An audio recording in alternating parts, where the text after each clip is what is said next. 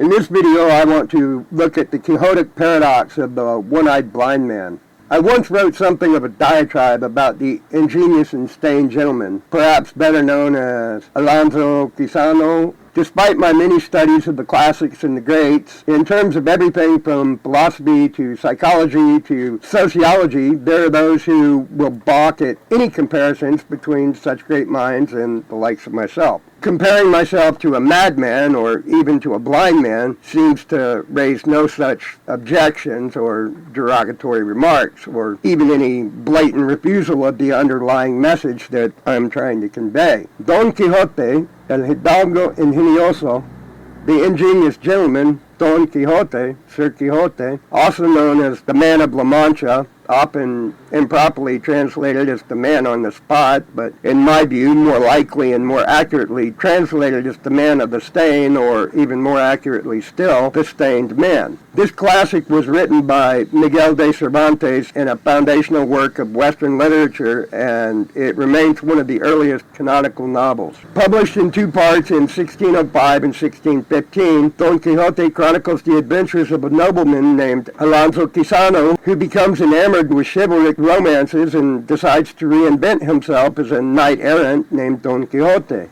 Accompanied by his loyal squire, Sancho Panza, Don Quixote sets out to revive chivalry and defend the helpless, though his perceptions are often wildly at odds with reality. Don Quixote sets off on a quest for adventure. He dons an old suit of armor and recruits Sancho Panza, a local laborer, to be a squire. Quixote's first forays are marked by comic misadventures, including his infamous tilt at windmills, which he mistakes for giants. Throughout his journey, Don Quixote interprets ordinary events and objects through the lens of his delusions, seeing inns as castles and peasant girls and prostitutes as princesses. The second part of the novel delves deeper into the interplay between reality and illusion. Don Quixote and Sancho Panza continue their travels, encountering various characters who play along with Quixote's fantasies for their own personal amusement. Ultimately, Don Quixote's adventures lead to his return home, where he regains his sanity, but succumbs to illness and dies. Lots of psychological interplay there, but never mind for the time being. Don Quixote is renowned for its deep psychological insight and innovative narrative techniques, including the interplay between multiple layers of fiction and reality. Taking this to the level of a philosophical approach, we can view these alternatively as subjective and objective truths. Granted, one can easily read many different approaches into a narrative spun from long-told tales and classics, though we have taken on what we hope to be a particularly poignant and meaningful approach, as was, in my opinion at least, the intent of the original writing, at least insofar as I opined on it before. Was Don Quixote not perhaps the equivalent of the proverbial one-eyed man in the land of the blind? I have often considered the fact that in truth, the one-eyed man in the land of the blind would not be a king, but rather an outcast, considered to be quite mad by those who, in their defense, were incapable of seeing the objective true nature of reality. Never mind whether they were even willing to consider the deeper existential nature of humanity and life and things that were beyond their view or their capacity to see.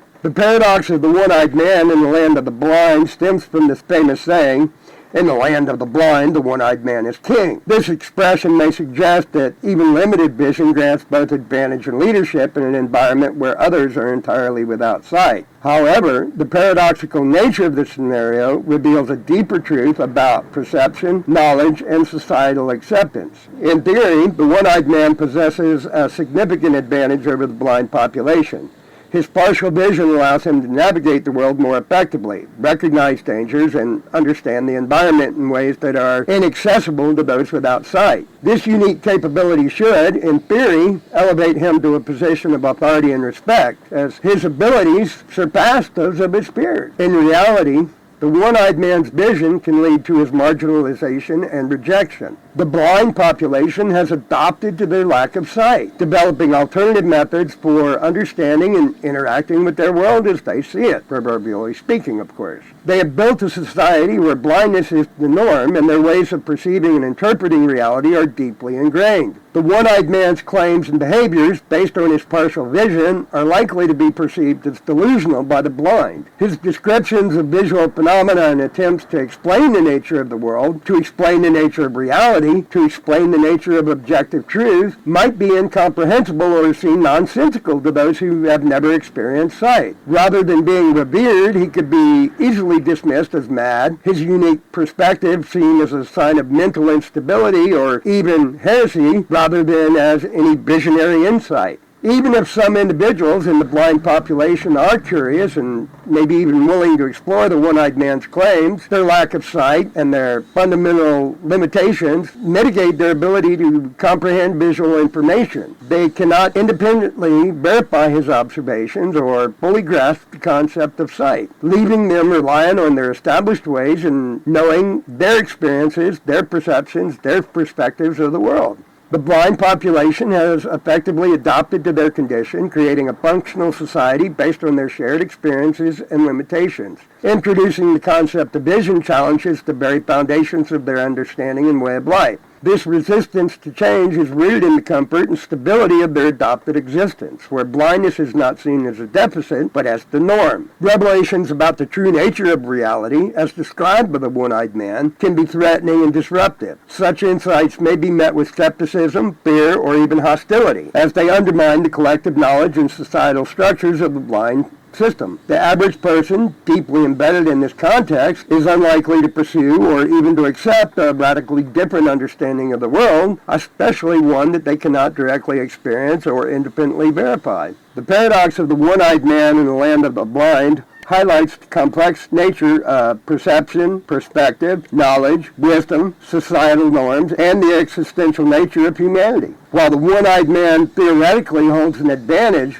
his unique perspective is not recognized or valued in a society where blindness is the standard. His vision, instead of granting him authority, marks him as an outlier, a heretic, possibly a madman, whose truths are inaccessible and incomprehensible to the majority. This scenario further underscores the challenges of introducing new paradigms and the resistance to change that often accompanies deeply ingrained beliefs and ways of life. It also illustrates the difficulty of understanding and accepting realities that lie beyond one's direct experience, highlighting the limitations of human perception and the powers of societal norms and social engineering. The analogy of the one-eyed man can also be extended to further illustrate the paradox faced by modern society and the individuals and families in a society that is dominated by pervasive data collection, tracking, and manipulation. This analogy further highlights the tension between awareness and acceptance, as well as the subtle mechanisms of control and complacency in contemporary life. Drawing upon the analogy of the one-eyed man in the land of the blind and the plight of Don Quixote, we can illuminate the paradoxical nature of modern society's relationship with pervasive data tracking, manipulation by big tech firms, governments, and other organizational structures, at the same time that we battle any efforts to allow similar ideologies into our operation. This comparison further sheds light on the tension between awareness and acceptance, as well as the subtle mechanisms of control and complacency that characterizes contemporary life and against which we must remain vigilant and resist in any and every peaceful manner possible. And that focuses again on the ideological nature of critical thinking and the ability to comprehend and understand not only what is being said, but the purpose of what is being said. Not only understanding what is being introduced, but understanding the purpose of what is being introduced.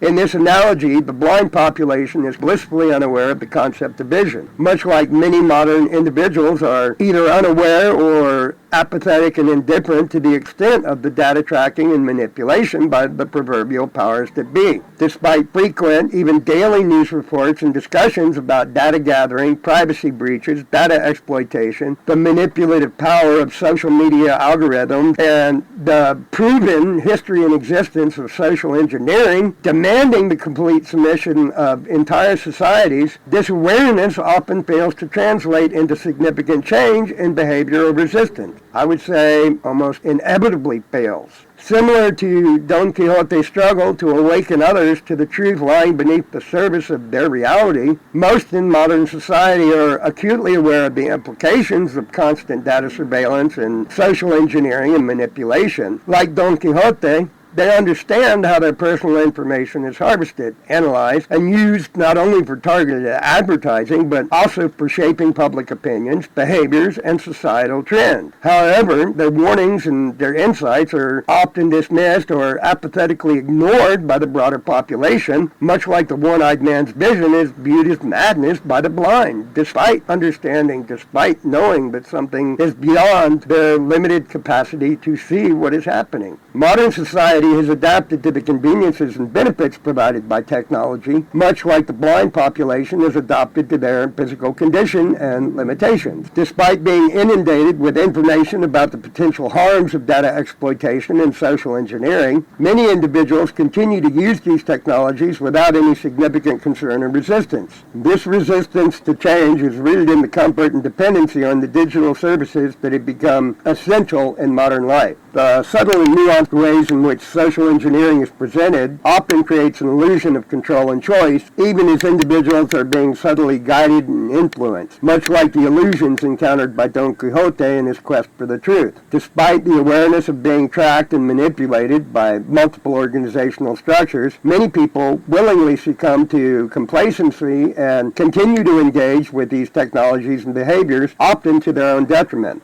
The analogical paradox of the one-eyed man in the land of the blind and Don Quixote's plight in attempting to encourage the world to see the underlying truth beneath the surface of their vision of reality both serve as poignant reminders of the challenges faced by individuals in navigating a world where awareness does not always lead to action or change. This comparison further underscores the need for greater education, transparency, and proactive measures to protect individual autonomy and privacy in an increasingly digital world, and to ensure the capacity to actively avoid and understand the very detrimental nature of societal engineering.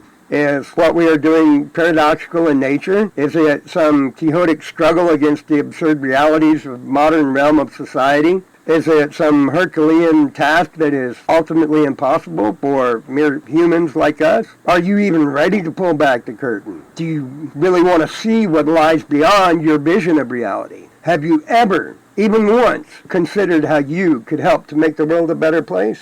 It is indeed a paradox, and it's something that we all need to carefully consider as we move into the technological revolution, the increasing prevalence of social engineering to influence, control, and even oppress the people, and to prevent the capacity of the individual from enjoying the success that they should be able to enjoy in modern society. So again, if you have any questions, comments, or concerns, we would love to hear from you, and we're always open to a discussion. Let us know, please. Thank you.